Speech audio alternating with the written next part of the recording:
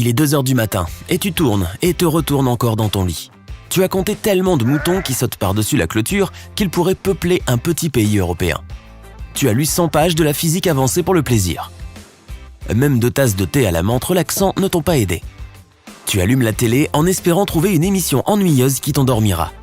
Alors que tu passes d'une chaîne à l'autre, tu vois une fille mettre un verre d'eau sous son lit. Et voilà qu'elle s'endort quelques minutes plus tard en affichant un sourire heureux. L'animateur explique qu'en Feng Shui, l'eau symbolise la richesse et la perfection. Elle passe rapidement de la forme liquide à la forme solide et au gaz, et puis elle s'écoule librement. Elle aide à prendre un nouveau départ et porte en elle des informations codées. Elle aide aussi à dormir en toute sécurité car elle absorbe l'énergie négative. Un simple test te permet de vérifier si tu as des difficultés à t'endormir en raison de vibrations négatives. Laisse un verre d'eau sous ton lit pendant la nuit et vérifie-le le matin. Si le verre contient des bulles ou si l'eau est trouble, c'est à cause de toutes ces mauvaises vibrations qu'elle a absorbées dans la chambre. Même si tu ne vois pas de bulles le matin, tu devrais quand même rincer l'eau dans l'évier et remplir ton verre de nouveau pour la nuit suivante. L'eau vient probablement d'absorber toute la négativité. Tu es un peu sceptique quant à ce rituel, mais tu n'as aussi que 4 heures de sommeil avant que le réveil ne se déclenche. Alors, tu décides de l'essayer. De toute façon, laisser des tasses d'eau à découvert dans la pièce peut rendre l'air un peu plus humide et ce n'est certainement pas mauvais. Quelques minutes plus tard, tu finis par t'endormir. Lorsque tu te réveilles le lendemain matin, tu vois des bulles dans le verre et tu rinces toutes ces vibrations négatives dans l'évier. Tu ne sais toujours pas si c'est le tour avec l'eau qui t'a aidé ou si tu étais juste épuisé. Tu décides donc de demander à tes collègues ce qui les aide à s'endormir. Madame Smith, qui a 3 enfants, dit que jouer avec eux est son remède contre le manque de sommeil. Faire des bulles de savon, par exemple, est un exercice de respiration profonde. Cela détend ton corps et te débarrasse des problèmes qui t'empêchent de t'endormir. Elle recommande également de faire le bourdonnement de l'abeille. Pour elle, c'est comme un spa pour l'esprit et le système nerveux. Et cela active la production de mélatonine, l'hormone du sommeil, et de sérotonine, l'hormone du bien-être. Pour que cela fonctionne, il faut s'allonger sur son lit, fermer la bouche, inhaler par le nez et bourdonner comme une abeille à l'expiration. Il faut faire cela pendant environ 10 minutes avant de dormir. Selon Madame Smith, les 2 méthodes fonctionnent comme par magie. Steve, le spécialiste des médias sociaux, lui, est un véritable accro de la musique. Il affirme qu'il ne s'endort qu'en écoutant du Beethoven.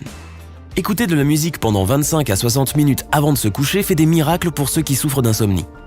Il n'est même pas nécessaire que ce soit Ludwig ou un autre génie. Si tu le fais régulièrement, ton cerveau le prendra comme un rituel avant le coucher et tu t'endormiras encore plus vite. Soudain, tu te souviens que tu as lu quelque part que le bruit de la friture du bacon a un effet similaire.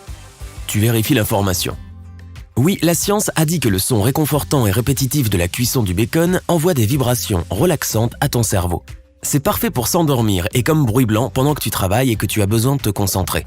Tu n'as pas besoin de faire frire du bacon avant de te coucher, il suffit d'en écouter un enregistrement. En parlant de bacon, c'est l'heure du déjeuner. Vous vous réunissez tous et commencez à discuter de vos régimes alimentaires. Il s'avère que certains aliments peuvent aussi t'aider à t'endormir. Le secret, c'est de faire un brainer, contraction de breakfast et dîner. Il s'agit de prendre un petit déjeuner en guise de dîner. Les bananes aident les muscles à se détendre grâce au potassium. Les œufs sont riches en protéines qui favorisent un sommeil sain. Les amandes ralentissent un peu le rythme cardiaque. L'avoine et le miel envoient la bonne quantité de mélatonine vers le cerveau. À moins que tu ne veuilles rester éveillé toute la nuit, les aliments que tu dois éviter avant de t'endormir sont le fromage, les aliments gras, tout ce qui est épicé et, bien sûr, le café. La journée de travail est terminée. Il est temps d'aller à la salle de sport. Mike, ton entraîneur de fitness, a une solution sportive, la relaxation musculaire progressive. Tes muscles qui ont travaillé toute la journée ont aussi besoin de se détendre, tout comme ton esprit. Tu peux commencer par la tête et descendre jusqu'aux orteils ou aller dans la direction opposée. Prends d'abord une grande respiration, puis contracte tes orteils, maintiens-les comme ça pendant 5 secondes et détends-les pendant 30 secondes.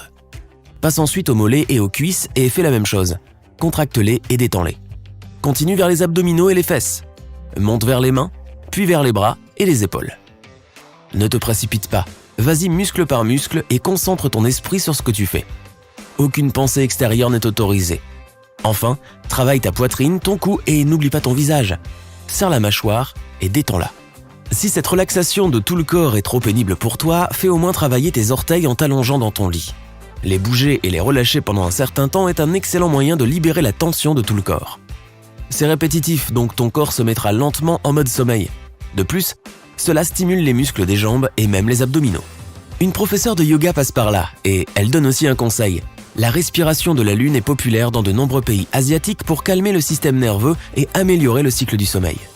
Il suffit de mettre un doigt sur la narine droite et de respirer lentement et profondément par la narine gauche. Elle permet de réduire le rythme cardiaque avant le sommeil ou lorsque l'on a besoin de se calmer rapidement. Tu décides de rendre visite à ta grand-mère. Elle aura certainement un conseil rempli de sagesse à partager avec toi. Son premier conseil est de toujours porter des chaussettes au lit. Lorsque tu as littéralement froid aux pieds, tes vaisseaux sanguins se rétrécissent. Lorsque tes pieds sont chauds et confortables, la circulation sanguine revient à la normale.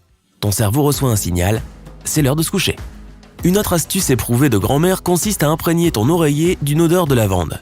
C'est une aide naturelle au sommeil. Tu peux en asperger ton oreiller 10 minutes avant de te coucher. Si tu ne veux pas de taches d'huile sur ton linge, tu peux le mettre dans la machine à laver le jour de la lessive. Pour cela, il faut mélanger 20 gouttes d'huile de lavande avec 50 ml d'eau filtrée. Tu rentres chez toi et tu mets un podcast sur des astuces psychologiques pour dormir tout en cuisinant ton briner. Ce podcast dit que la bonne façon de distraire et de calmer ton cerveau est de faire des listes insignifiantes dans ton esprit. Tu peux planifier ce que tu emporterais avec toi en vacances dans l'espace ou comment tu décorerais ton restaurant si tu en avais un. Tu peux aussi te lever et écrire ce qui te tracasse pour t'en débarrasser. Il faut renoncer à l'habitude de regarder la montre quand on ne peut pas s'endormir. Chaque fois que tu la regardes, ton cerveau la voit comme un signal d'éveil. Règle donc le réveil et mets-le dans un endroit où tu ne peux pas le voir. Tu n'as pas besoin de savoir combien d'heures il te reste avant qu'il ne se déclenche. Très vite, tu t'habitues à ce processus et tu peux même te réveiller la nuit juste pour cela. Tu peux aussi tenter de tromper ton esprit en arrêtant d'essayer de dormir. Lorsque le cerveau se sentira à l'aise pour rester éveillé, le stress lié à l'endormissement aura disparu et tu réussiras facilement à dormir. Il est également utile de faire le ménage dans ta chambre. Plus il y a de désordre autour de toi, plus tu risques d'avoir des problèmes de sommeil. Lorsque ton cerveau a l'image visuelle de tout ce désordre, il ajoute une tâche à la liste inconsciente des choses à faire pour la journée.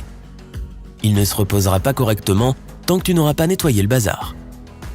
Il est temps d'aller se coucher. L'étude de toutes les techniques t'a rendu si fatigué qu'il semble que tu n'aies pas besoin d'utiliser aucune d'entre elles ce soir.